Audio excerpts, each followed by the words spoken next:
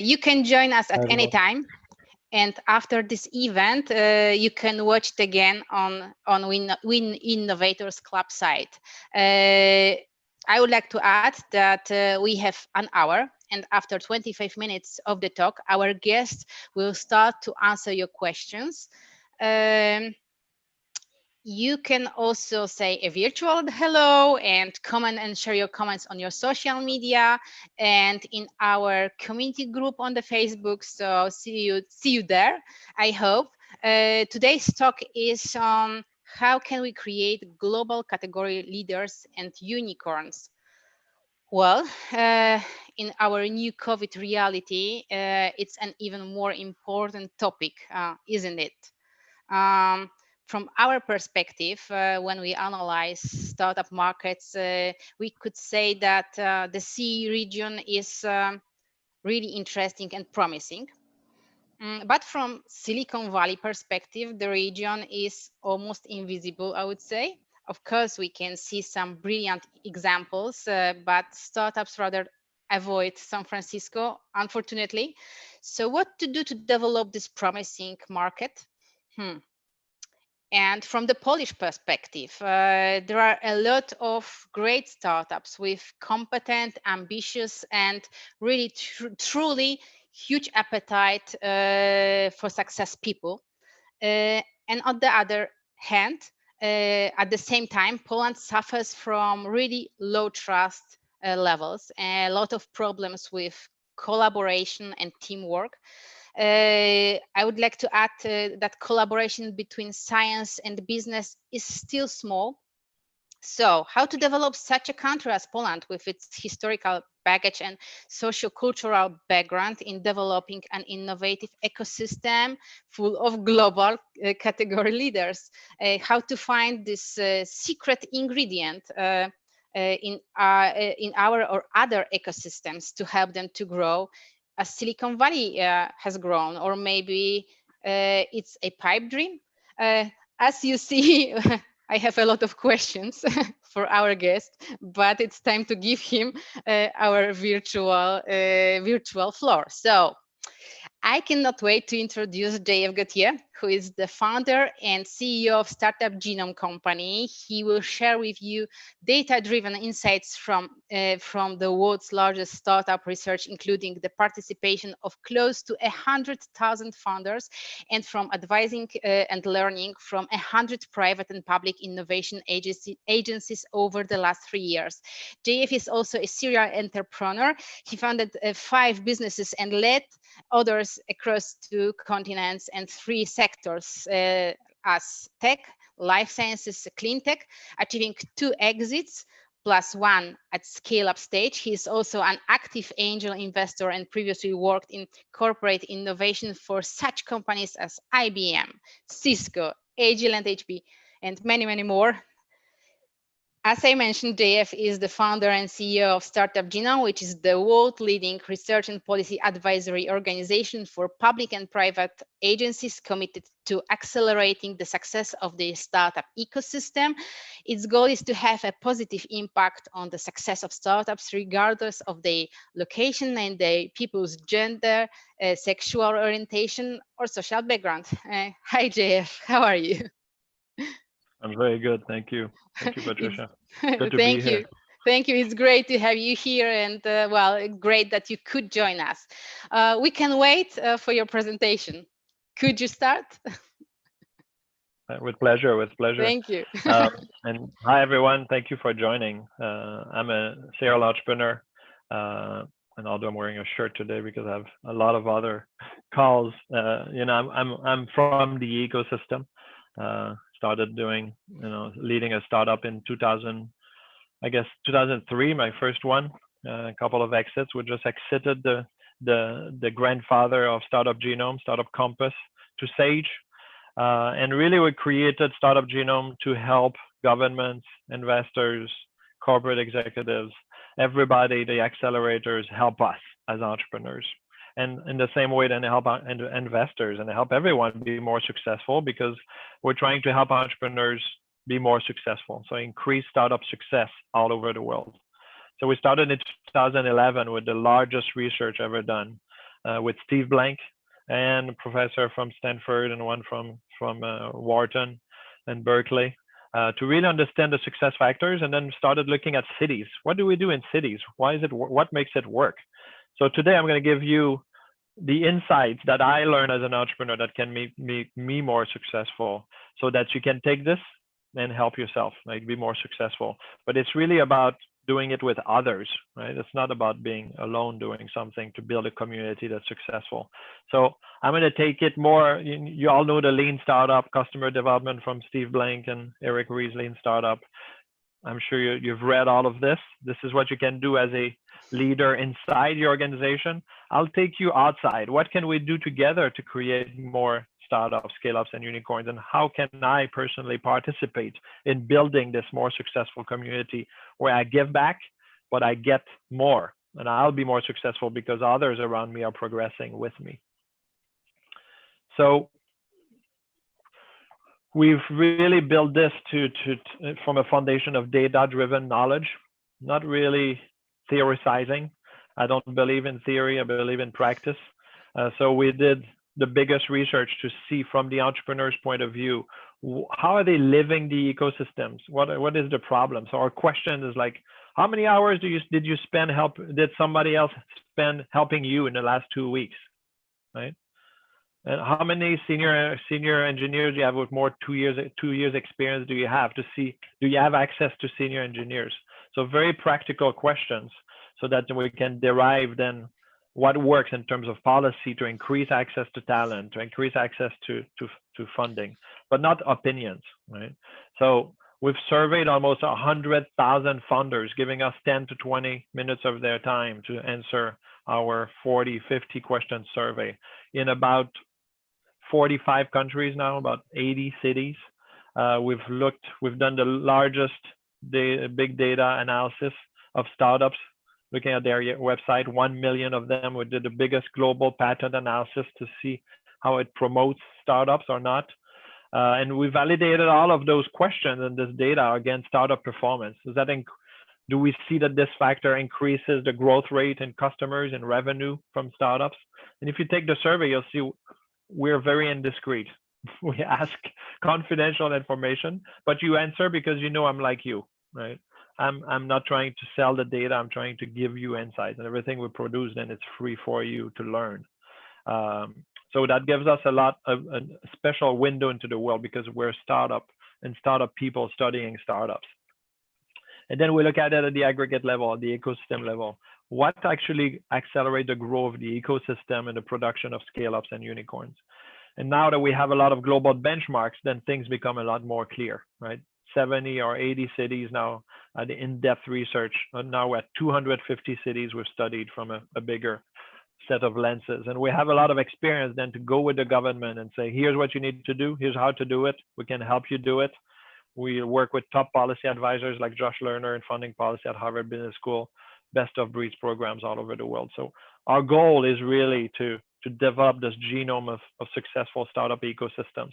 But we've worked in the startups also. When you talk about the validation, the discovery stage of startups, the validation stage, we name those stages. So Startup Genome is everywhere when you look. A lot of our contribution is not clear, but we've been for 10 years shaping how you think about these phases and success and the success factors. So, so that we can increase success everywhere in Poland, but everywhere in Africa and everywhere in Asia. So everybody can succeed, and doesn't depend on where you're from, what's your ethnicity. And do I have access to these resources to be successful? Because we're fighting against this problem on this chart. 74% of the value in startup ecosystem is captured by 10 cities and only 4 or 5 countries. So that means we need to all help together flatten this curve and teach everybody how to be successful. And we've created this model of how startup ecosystem build from start to being very productive, like Silicon Valley, Boston, London. So of course, the performance is about creating scale-ups and economic impact, jobs, economic growth, but it's really about the community. So we define the community as a 100-kilometer radius around a point. That means you can drive together. You're all in one pool of talent and resources. You can talk to each other, learn from each other. And so and what drives performance, really size of the ecosystem. We've learned that number of startups in a city is extremely related to the production of scale-ups. And as you can see, performance at the bottom doesn't start at the beginning. When you have 200, 400 cities in startups in a city, we don't see a regular production of scale-ups. It's random. Sometimes it happens, another year, nothing happens, right? So performance happens only when you start having about 800.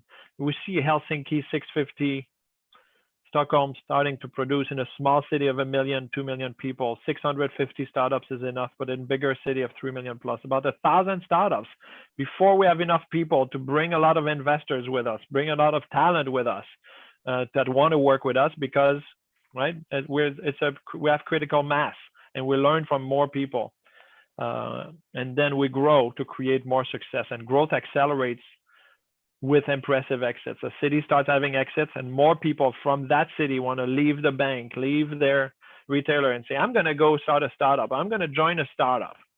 And so there's higher activation, but also because it's global competition for resources and markets.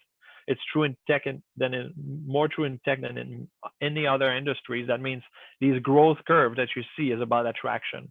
You have a few big exits, and suddenly people move from other cities to Warsaw. And then there's more bigger exits in Berlin, and from all over the world, people start moving to Berlin. And that's these growth phases that you see. That activation, you work on the community. Globalization, you work to go global. Attraction, you start attracting startups from all over the world. And integration is the last stage. And what we see is that the percentage of scale-ups produced grows with those phases. So you can see the rate of scale-up of 50 million and 100 million for these different cities. So we have a technique that is based on AI and data science to assess how many startups there is in each city. We're the only one who have a standardized way, and we've assessed now 100 cities. So we can calculate these ratios, and you can see it's very regular, it's predictable, right? Bigger ecosystem, and those that go through those phases really start producing more exits. So what drives scale-ups now, that's what we want to talk about today, is resources. Everybody talks about that, funding, talent, right? But what we saw is bigger is better. And then the community, how we connected and how we help each other is very important. And then later is how we connected globally, and we learn from global knowledge from these big centers and can attack global markets. So this is our list of success factors. I'm not going to all go through this, but I wanted to put the resources. And when I talk about resources, also includes knowledge. So it's the talent, the funders, the funding, but also the expertise of the investors, the organization, the accelerators, the incubators that are really there to spread the knowledge and teach, right? So it's all of this is resources. And of course, the more resources you have, the better you do as a community to create scale-ups.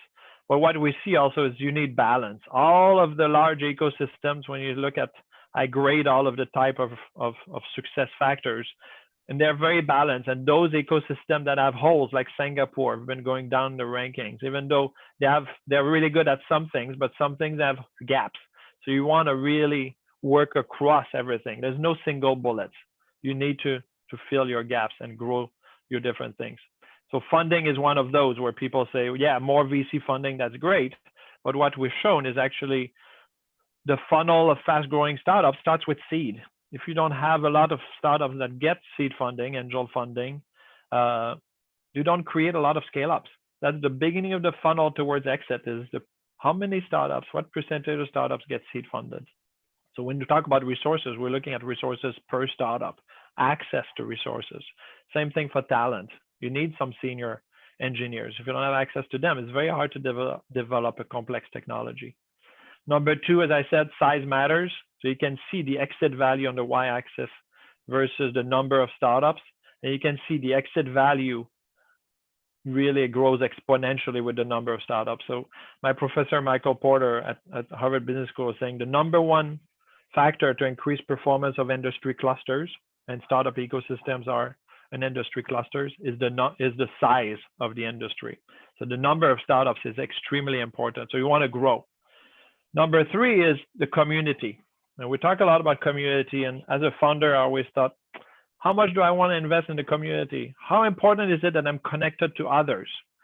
And I realized too late in one of my startups, one of my big failures, that I was doing web health. I've never done it. I didn't go to a conference. I went 1 year into it, and 1 year later, the person tells me, I know 8 startups that used to come here and did the same model as you, and they're not here because they all died.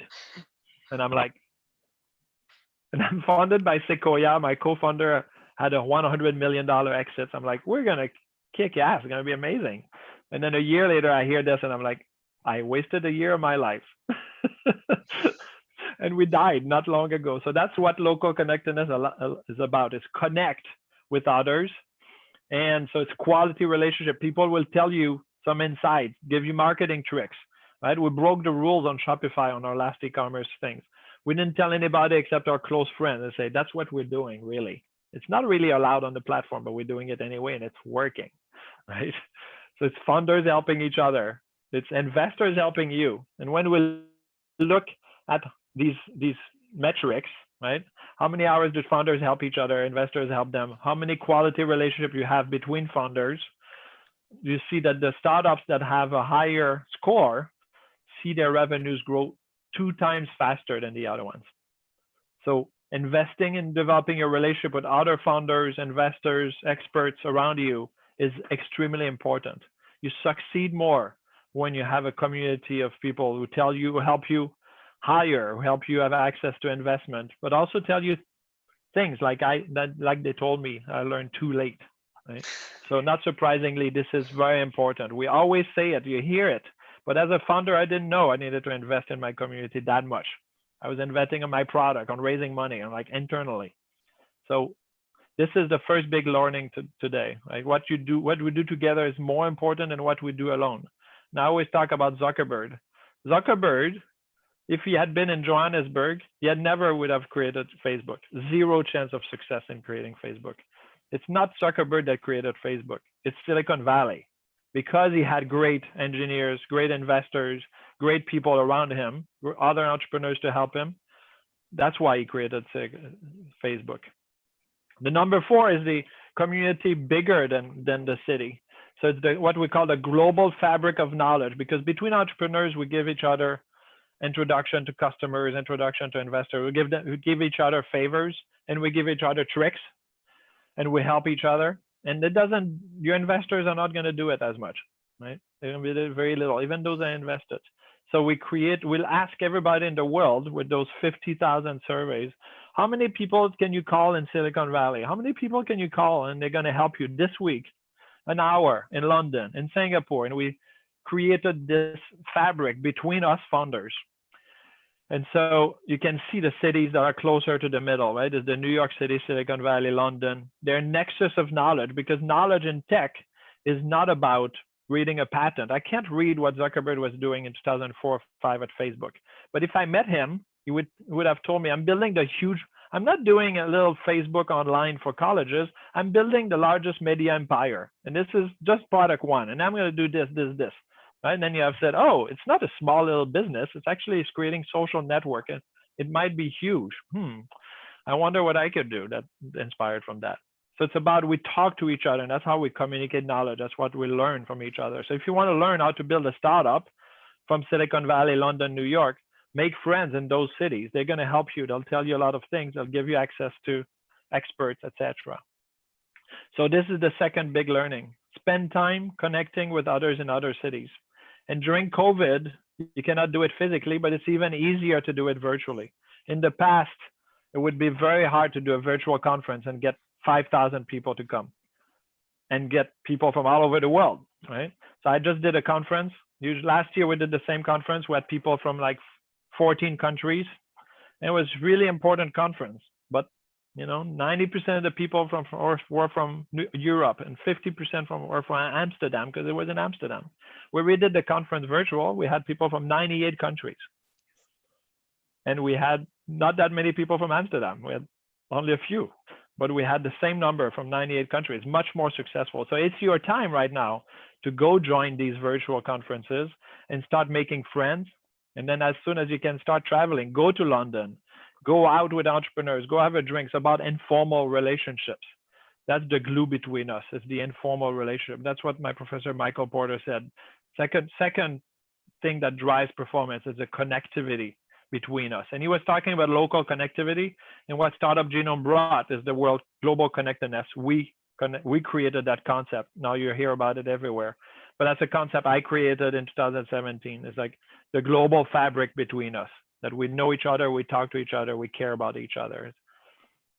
So when we look at this, the relationship between global connectedness and being able to go global is, first you have a relationship in the US, in Asia, in London, and then you start having, being able to say, okay, well, maybe I should start selling in London. Can you introduce me to someone who could help me, a consultant? And then, so global connectedness leads to global market reach, makes it easier. Global connectedness is like your knowledge of what's going on all over the world, because you have people in those cities that tell you, and then you develop your scale-up potential. My idea, I thought it was good, but actually 3 other startups do it in Singapore. I didn't know, but now I know someone in Singapore, and he told me. And so now I'm going to improve my idea. And at one point I say, okay, nobody else has had this idea. That's great. Now let's test it on global markets. So this is you realize your global potential. First, you have a globally leading idea, then you test it and you start improving it, because your first idea is never that good. Maybe it's new, but it doesn't mean it's good. And those startups that actually go global right away, start testing their idea with customers outside of their country, see their revenues grow 2 times faster, 2.1 times faster, actually. So you need to be, if you want to grow faster, create a product that appeals to global customers, but talk to them first to confirm that, and start selling to them so that you capture and seize leadership. Because otherwise somebody else is going to do it in the US and they'll kill you in 3 years, even though you're doing well in Poland. So now let's look at unicorns. What can we learn about that? So this year we realized that more than 80 cities have created unicorns. Well, you don't know which one they are, but Zero is a big unicorn in New Zealand. That didn't change New Zealand. So it's not about creating one. So how can we create a lot of scale-ups, a lot of people that know how to grow startups, scaling skills, and then we create more. And that's what's happening, of course, in the US.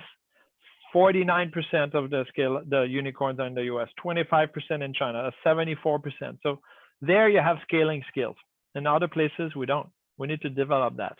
And that's the problem. And I want to make sure that we understand that, unicorn is a term that I'm trying to use less and less, because, I think there was a hype about we create unicorns, right? And it became that valuation that we try to tweak in many different ways. What I'm really trying to talk about is how do you create scale-ups and global category leaders, the startups that create a new business model, sometimes not the first one, like Facebook was not first. There was Friendster, there was MySpace, and we all thought in Silicon Valley that they would win and Facebook was not going to win, but then seize global market leadership. And they often reach 100 billion in market value. They create tens of thousands of jobs. That's really what all of us are trying to create. And tech has created more of these global leaders than any other industries in the past. 5 out of the top 10 largest corporations were created by startup ecosystems. So I take out Microsoft and Apple, otherwise it'd be 7 from tech. Yeah, from the industry, the sector of tech, we have 7 out of the 10 global leaders, but really 5 of them were created by just business model ideas. We didn't create a hardware like Apple. We didn't create a complex software like Microsoft. And we created it with accelerators, incubators, mentors, investors around us. So it's the new way to create businesses is the startup ecosystem, is communities of people to do it together. And we've created more leaders than telecom, computers, automotive, semiconductors. We look back 100 years. No sector has ever created that many top 10 companies. So something big is happening. We can create category leaders together. So then, one that was very impressive to us and everybody was Stockholm. Stockholm, when you look at their rate of creating unicorns and global category leaders, it's as high as Silicon Valley. Incredible. Small city, not very large startup ecosystem. And we started wondering, what did they do? And some of our hypotheses were like, they have great design thinking. They have great design. And I'm like, probably not the reason why you create a unicorn, because you can hire great designers anywhere.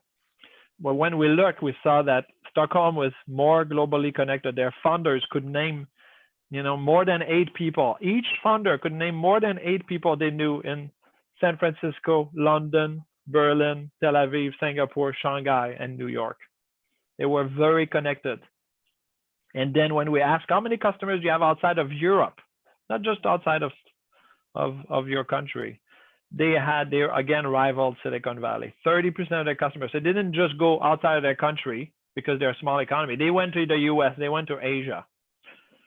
And despite the funding gaps, a lot of people say funding, more funding. There was no funding in Stockholm in those years. There was even less late stage funding. People say, oh yeah, we don't have late stage funding. This is why we don't have scale ups.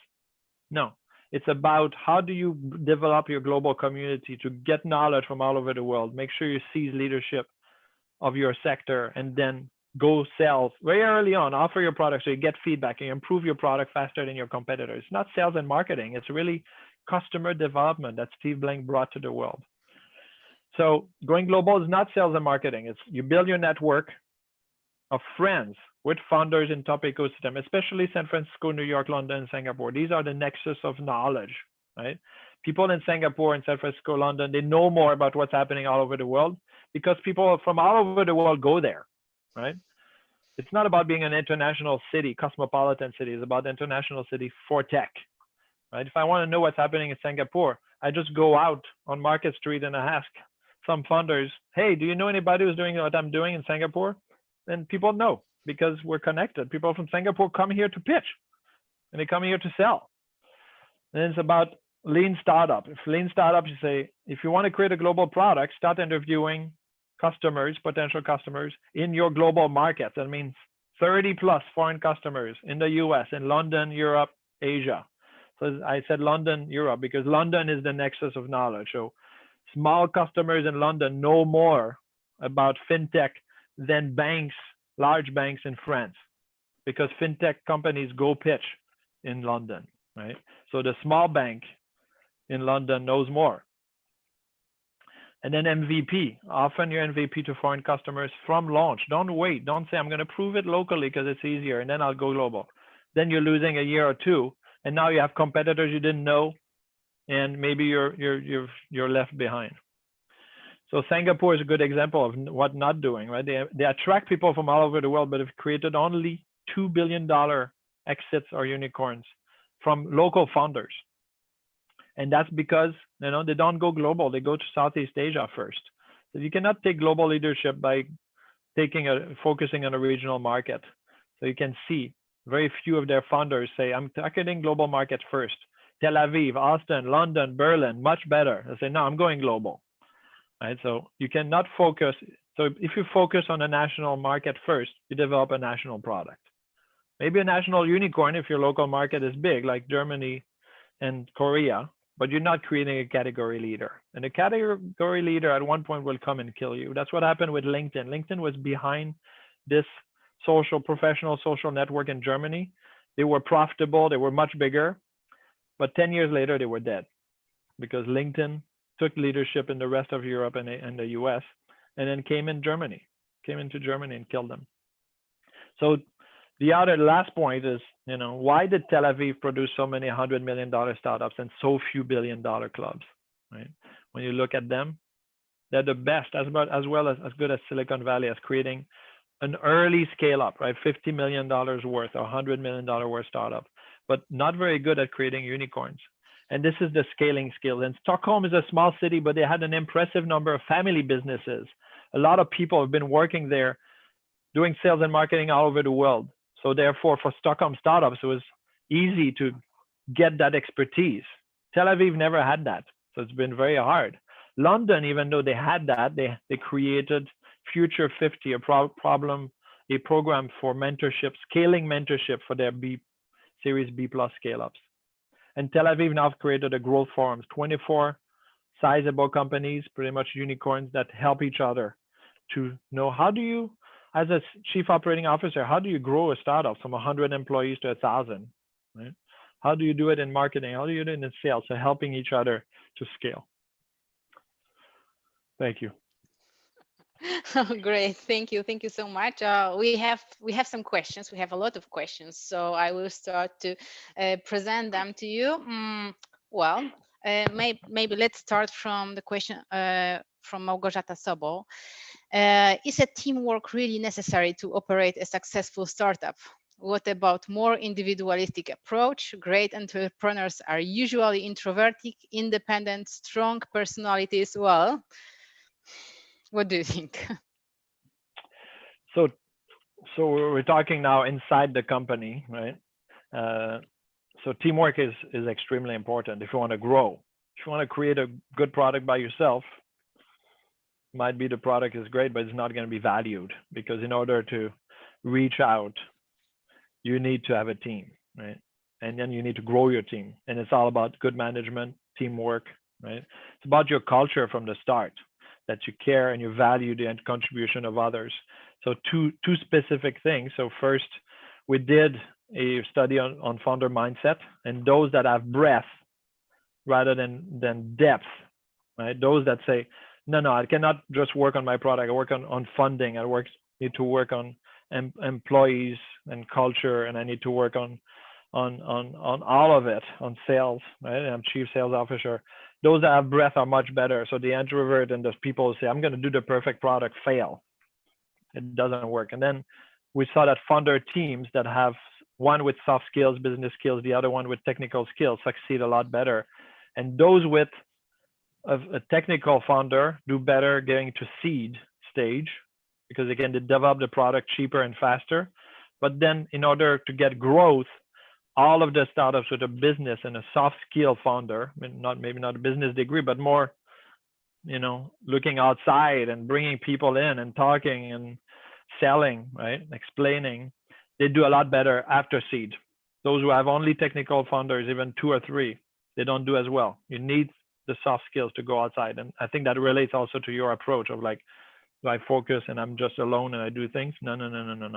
Breadth and diverse skills, right? And that's how now you can do diverse skills at the top management level, but diverse skills inside your team, more ideas, more connections to the world, right? People from Asia in your team that gives you access to Asia customers, to Asia people, to ideas.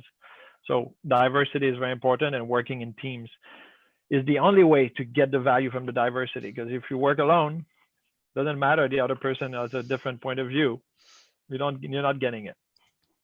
Okay. What do you think about innovation as a building new things with known things? It's a question of Maciek Młynarski. Can you repeat the question again? Yeah. Well, it's about innovation as building new things from already known things. I mean, when we just look around and look at benchmarks and basis on something that was invented. Yeah, of course. And it's really about the customer, the problem approach. Look for problems you can solve and you can touch. Don't think about new ideas, right? It's like John Hoffman was saying, the leader of Priceline said, I created those little kiosks, these electronic kiosks that print your boarding pass in the airport. I created this. As I arrived in the airport, and I saw everybody trying to get their boarding pass, and I was like, we need to solve this problem. It's a real problem. And you solved it, right? Bump against a problem and think, okay, can I solve this problem? If you can, and a lot of people are having the problem, this is a huge success. Do it, right? So things are happening, but every time we have a new product, new service, around it, there's other problems, right? We start changing how we behave, and suddenly we need something else complementary to it. It starts moving. There's an infinite number of problems we can solve, because as we have new technologies, there's new problems that didn't exist before. So think about that. And, it's about how we create value with startups. It's business model innovation. It's really processes, right? We didn't have a problem to solve with social networks, right? But it was a good idea, and he tested it, and it's like, actually people need to connect with more people around them. And it's very hard to do just with the phone and face-to-face, right? We have bigger networks. So how do we solve that?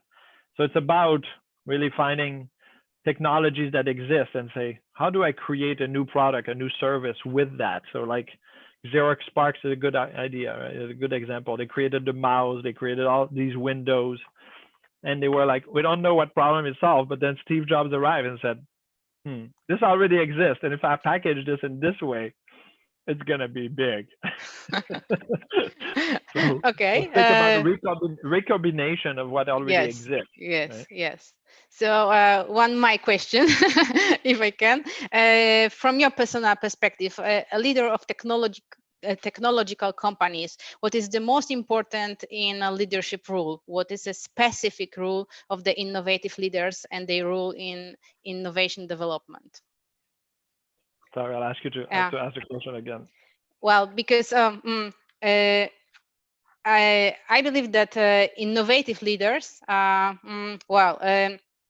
what is the specific rule in the company, and what is specific in the rule of leader of innovation from your perspective? Because I think that this leadership of innovation companies, R&D technological companies, it's a little bit different kind of leadership. Maybe more demanding. Also, what do you think? Well, it's also, it changes with the phases of your company, right? And that's very important to understand. People try to pinpoint, this is what you need to do, how you need to be, but it changes, right? And people study scale-ups and say, oh, people talk about talent a lot more. So probably if you thought about talent earlier, that would make a big difference. No, because at the beginning, you have a 3-person team for a year. If you start thinking about hiring, and it's too early, right? You need to think about your product. You need to think about funding. So it's about, of course, being nimble, learning from other people. In technology, when you start, you're really a product manager, and you're creating a product. You need to be customer focused. So one attitude is really about not believing yourself too much at the beginning. Very important skills. Being humble, knowing that I don't know everything, and that I probably am wrong. I'm creating a great idea. It sounds great, but actually whether it's valuable is in the hands and the heads of others. So I need to go out and I need to stop trying to convince them that my idea is good. I need to think, is this solving your problem? Let me see you thinking about my ideas. If you think my idea is crap, and all my target customers think my idea is not very important, it's not. So you have to be humble. You have to learn from others. You have to listen to others. And it's hard to do in your team because you're a leader and you want to make decisions. You want them to execute. But you know, one thing that made me successful in my first startup, and I thought I knew everything and I was so great. But I decided that I would not make decisions unless my team thought it was a good decision. So I try to get consensus, always consensus decisions. Like if this guy who's really experienced and this woman who's a 45, 50, I had like really older, I was 32 and my team was like 45, 50, 55-year-old. And I was like, if these really smart people that I hired because they're so smart and have so much experience think my idea is not good, probably there's a problem with my idea. So, especially if in sales, right? If we should sell this way, we should sell to these guys.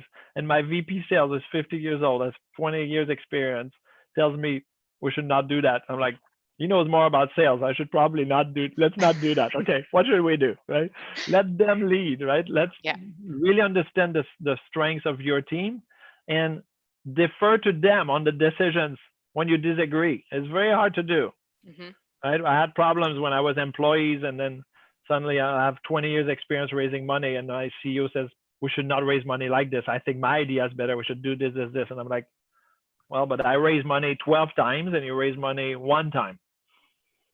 And it's like, no, let's do what I think anyway, because I thought about it a lot. And I'm like, okay, well, that's the way not to do it, right? You should say, we disagree and you have much more experience, right? You have an UX degree and I don't, and you tell me that UX should be like this. I'll let you do it, right? And my executive coach said, you know, is it important that you make the decision or is it more important that they also grow into making the decisions? If you're growing a company, you need to defer. Even when you know maybe they're wrong, you need to let them do it. Is it going to be more valuable that they try and they develop and maybe make a mistake? Or is it valuable that everybody does what you say and do the right thing? Rarely the case, right? So think about that. Okay, thank you. We have a question of Rafał Mrówka.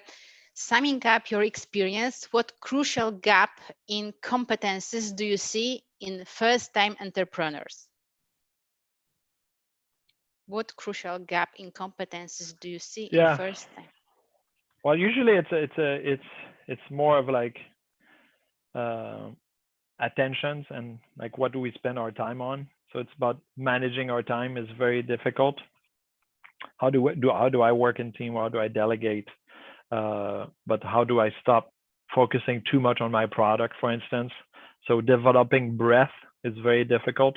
A lot of us, we're interested in the product and we create a new product because we're thinking about products and solutions idea. And then we get into the solution, want to improve the solution, and we spend way too much time on the product and the solution. And that's very hard. So that's the first skill, right? Being able to pull out and say, my product is not perfect, but it's more important that I reach out to customers and learn about their problem and start testing whether my idea is good, then continue to work until I think it's perfect. It's a waste of time because I need feedback to make it more perfect because it's perfect for them, not perfect for me. So this skills of breadth, which we tested in founder mindset, is very important. And again, open to other ideas in my team because there's other skills, other point of view. So that's the most important, I think, skills that we lack on our first-time entrepreneurs is listening to others inside our team and getting out, breaking our fear of going to talk to others and being told that our ideas is stupid, right? And we're fearful of that. But it doesn't matter. If they tell me my idea is stupid, it's a gift. Yes. Like, this is great. I need to hear. Thank you. 50% of people think it's stupid, then maybe it is stupid. But maybe also the other 50% of things that are good, who are they? Oh, that's my target market. I need to know. Now I'm like, okay, these 50% I thought was my target market are not. Now, what do you do what is your business? How is your business different from these other ones that drives the fact that you think my idea is great? Now, let's get closer to those, right? So it's all about these skills of going out, facing the music outside. Investors know a lot, and experts and potential customers, and then inside, really working in teams. Okay. That's the biggest issues at the beginning, is the biggest issues. And it's like managing our time. Say, I will spend 10 hours a week on funding. I will spend 10 hours a week on customers. Even if I think my product is not ready, I will. And respecting your milestones. Say, within 3 months, I need to do this. And I made the deadline. It's not as good. I cut because, of course, I was too ambitious. But I keep moving, right? It's about growth in the end. It's like focus on customer growth, right? So therefore, it's about speed, and better to have a rough product and go to the market right away than delay 9 months and have what we think is a perfect product and completely fail. Yes. Well, we have two questions around CE region. So from your perspective, what are the most common mistakes CE founders do? It's a question of Grzegorz Daszkowski, and Małgorzata Sobo is central. The biggest problem of that VC investors do? Mistakes CE founders do. CE founders? CE, Central Eastern Europe founders do. Yeah, so and also Małgorzata Sobo is asking about what do you think about Central Eastern Europe? Is it still peripheral and less promising comparing to the world global centers like States, Asia, UK? Are there any perspective for us? So please give some. Yeah, thank you. Yeah, so we worked, in Serbia. We worked in Kazakhstan. We looked at a lot of Eastern European countries. That's where we went deeper. And so I think what that's going to shape, of course, what I think, not be perfectly the same in Poland, but, in Eastern Europe, usually you have really great talent technically, right? So that's your strength. The problem is that you have very, very little knowledge of the market needs in Europe and the US and Asia, right? So, but then I said at the beginning, maybe you want to forego that, right? It's okay to say, I'm going to develop an idea that's already been done elsewhere, but adapt it to problems local. So trying to go global when you don't have your global connectedness network, like I said. If I don't know people in Europe and in the US, developing to US customer needs is much more difficult. So what we saw in Serbia when I study a market, I go into a room, I put a t-shirt and jeans, and I get 12 founders around me, and I ask them, how's this, how's that? And we start having debate. And, you know, there was a bimodal distribution of founders. There's the affluent kids who travel to Berlin, London all the time, and they had co-founders and talent from all over the world, and they understand the needs, right? And then the other ones that were, you know, trying to do this, but they didn't have contacts. So develop your network. If you want to develop a product in the future that's global, develop your contacts. But first, if you don't have those contacts, try to solve local problems. And, you know, Grab Taxi, that's the biggest success from Malaysia ever, and is one of the biggest success ever in Asia, was actually a Uber copy. But Uber could not go into Malaysia because taxi drivers did not have a credit card and probably didn't even have a smartphone at that time. So they had to go get cash and deposit with the account number of Grab. So as a startup, they gave their account number to all of these taxi drivers and say, okay, you come and you deposit, and then we'll send you customers. Uber could not do that. And they did it for Malaysia.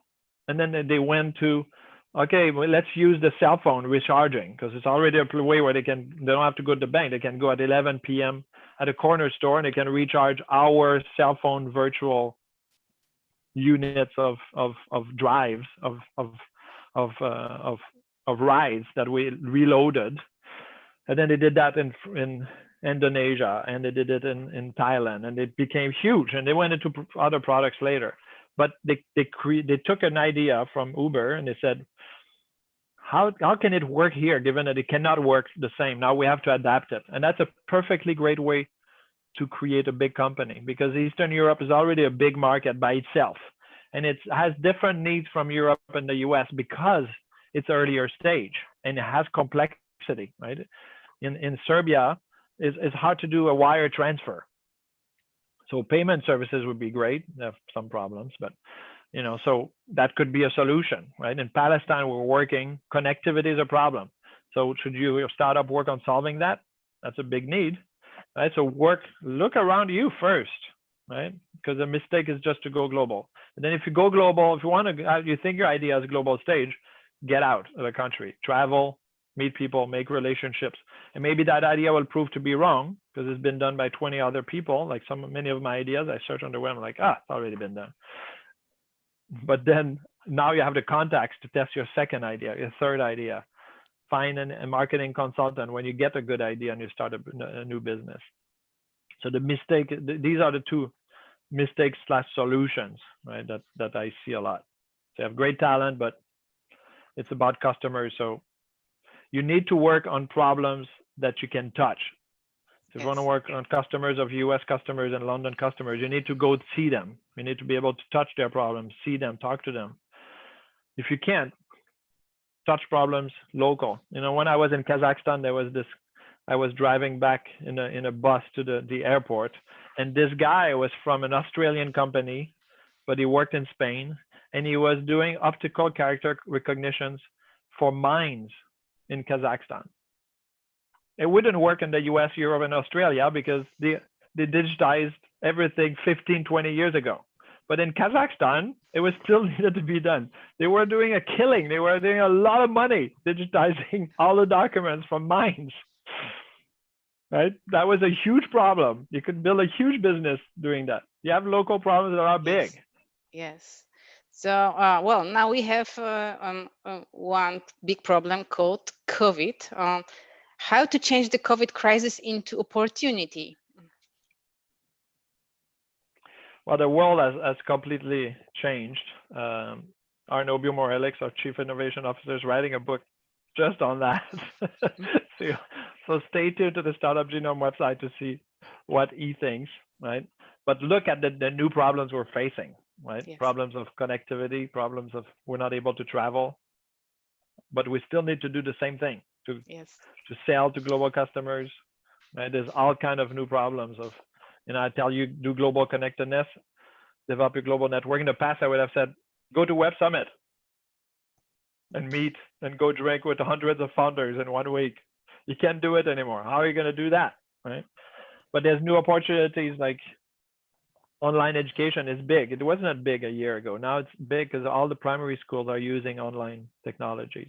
So think about, I don't want to have the generic comments on how the world is changing, because that's useful if you're a portfolio investor, right? You say, okay, I should probably invest in this because that's where it's going. But as an entrepreneur, you need one good idea. So look at new problems, right? One of my co-founders started a new things for elderly to be able to do things from their room, because now they're afraid of going outside and they might not see well, they might not be able to access the internet, but now they need to access the internet. So you worked on a solution for that, right? This is right now. So really good, right? It's like refocused right away. He closed his old startup and said, I need to solve that problem. It's a big problem. There's 50 million elderlies right now that don't want to go out. Yeah. And they need to order, they need to get services, they need to talk to their friends, but they're not able to use a computer, not able to use their cell phone to do everything that they now want to do with the cell phone. How do I help them? So think about that. You have new problems. So in chaos, the dean of Harvard Business School, remember when Quebec was trying to separate from Canada and everybody were worried, and it's like, in chaos, great leaders, great entrepreneurs make a killing. They do better. More chaos, better for you. Think about that. There's more problems in chaos, more opportunities. So look immediately around you. What is needed right now that didn't need 3 months ago? And solve these new issues. Okay. Well, we have one more question from Grzegorz Daszkowski. He's asking about international. I wonder, does building international working remotely team do the job? Can a team and team spirit survive it? It's about this remotely team building and developing a team remotely. You have a lot of experience in it, how it works, and how about team spirit and how to do this from the very beginning. Is it possible? Yeah, and from me, I always wanted to have more people local. At Startup Compass, we're always thinking we should develop in Berlin because it's cheaper, there's a lot of talent, it's going to be better. But it was very hard to make the jump. And in Silicon Valley, it was easy to attract, so we were attracted. But at Startup Genome, I really went global. I started building an office in Berlin, London, Delhi, and then these questions arise. But you see it happening all over the world. In top ecosystem like Tel Aviv, they gave up on trying to attract enough people, and they started creating offices in Ukraine and in Eastern Europe and other countries. But if you want the culture to happen, of course, you need to define your culture very well and make sure you live it and you communicate it and you express it in your behavior, you hold on to it, and you invite the others to do the same, right? You can't create a culture that you don't know what it is, right? You can't communicate it. Hire people who you think will fulfill your culture, but again, tell them what your culture is, what is important, what are your values, right? If you value taking chances, experimenting, you need to value making mistakes. Are you managing like this? You're allowing them to make mistakes, or you tell them that this is terrible, they should not have done that, don't do it again, don't make mistakes? Not possible, right? So think about your culture and express it and talk about it with your leaders in the new office and your employees, and make sure that your culture lives, but also send people to work there for a week, 2 weeks, right? Bring your culture, or maybe even transfer someone to go work in that office for a year. Bring someone from that office in to work for a month, 2 months, so that they come back and bring back your culture a bit. Then also what I heard from organizations like Gen Accelerate that works a lot online with mentorship. She said, we turn on the Zoom meeting 15 minutes before, and we leave it on, and people start chit-chatting. And then we start a meeting on time, and we end the meeting on time, but we leave the Zoom call on for another 15 minutes, 30 minutes, and people chit-chat. Instead of chit-chatting around the kitchen or the water because they're physically present, they start chit-chatting before and after the meeting. So that was, I thought, a good way to start creating informal discussions. But definitely possible to spread your culture in different places and work remotely. A lot, every startups I know now do it. But also think about delegating responsibilities in bigger pieces rather than tasks. Delegate many tasks. There's much more need of communications. Sometimes across time zones, very difficult. So you want to deliver a responsibility with an outcome and let them manage it and give them input, but not hundreds of tasks. It's very difficult. Thank you. One more question from Maciek Młynarski. How do you find your ideas to grow? Well, so I wanted to add one more thing there. Okay, like, please. Then you need a leader in that other place, right? It cannot just be low-level people that are managed outside. You need one person who's going to bring the culture, who's going to manage, can take on these responsibilities with the local teams. That's what I did at Startup Genome. I hired my old director of operations from Connect and Sell 2 startups ago to start my office. So we had been working together a lot. He knew my culture, he knew what I wanted, and he started being the leader there. That is otherwise very difficult. Ideas. How do I find my ideas? Well, that's what I think is going to be a short answer because I think I covered it a lot. Is look at real problems. Don't just think I can do better than this product, right?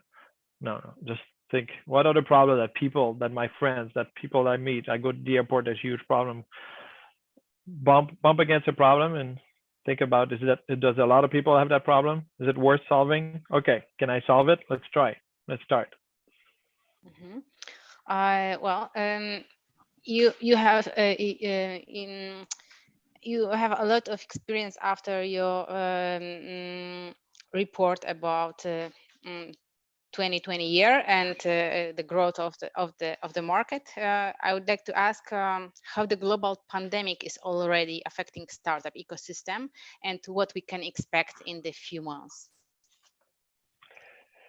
So the pandemic affected startups immensely, right? Consumers have contracted their spending, corporations have contracted their spending. When we look at subsectors, so we heard about Apple doing great and Facebook doing great, and people think that's tech, but that's not tech, right? And when we looked at subsectors' growth of revenues, no subsector had growth in revenues. We saw that 10 to 15% had more revenues than in the past or were growing very fast. But usually it's 80% that grow fast. As startups grow, we all grow. That's what we do. If we stop growing, we die. So therefore, there's never a lot of us that don't grow because they die. So therefore, when we look, even cybersecurity, which is a hot topic, completely virtual, had revenues down by 20%.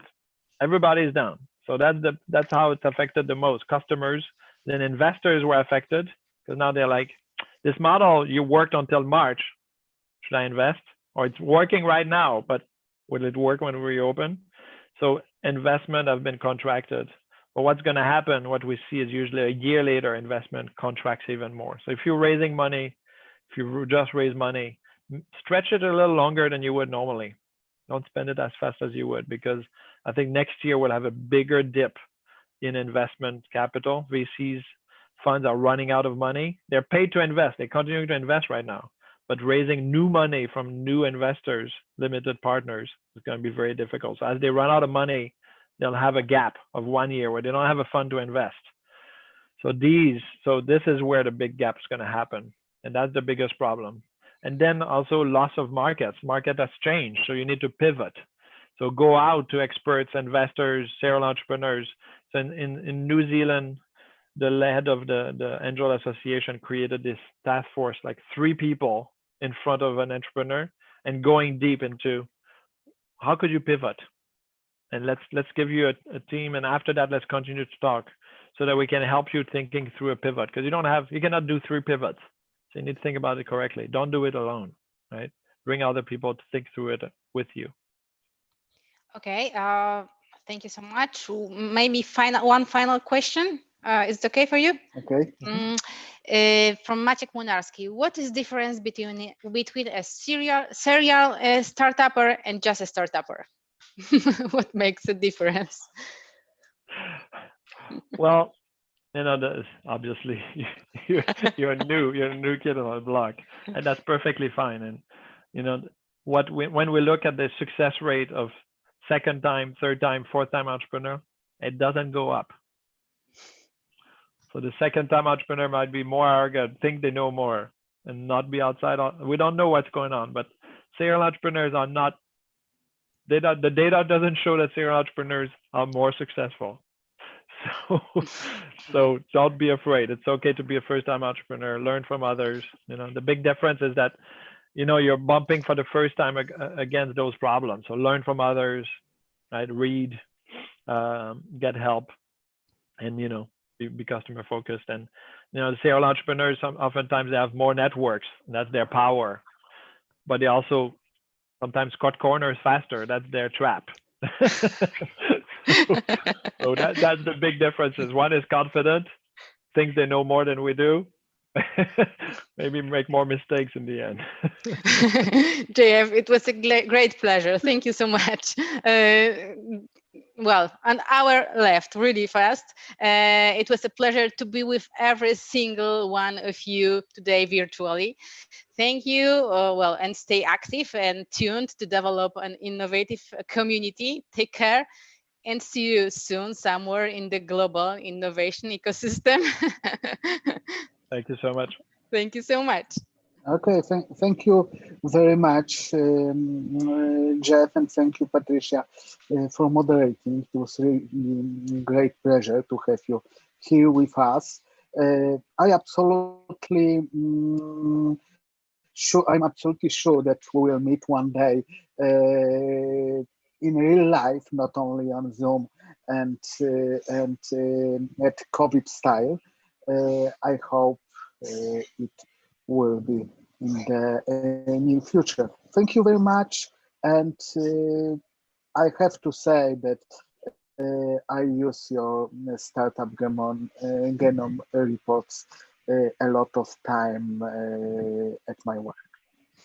Thanks. That's great. Great to hear. I'm glad we were useful.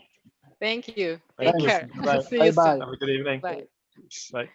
Szanowni Państwo, bardzo dziękujemy za uczestnictwo. Chciałem jeszcze szybko powiedzieć, że w przyszłym tygodniu dokładnie o tej samej godzinie spotykamy się na kolejnym spotkaniu, tym razem z doktorem Davidem Hansonem, czyli szefem Hanson Robotics. Dziękuję bardzo, do widzenia, do zobaczenia i miłego wieczoru.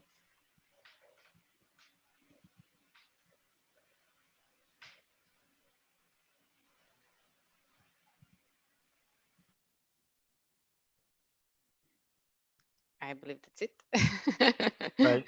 Thank you once again. May I send you an information on LinkedIn? It would be great to be in touch with you. My PhD thesis is about the efficiency of leaders of R&D companies. So it would be great just to be in your network if I can. Oh, good. I think we're still live streaming. If I see the note there. I'm not sure, but well. So Thank you. thank you so much. Take care. Bye.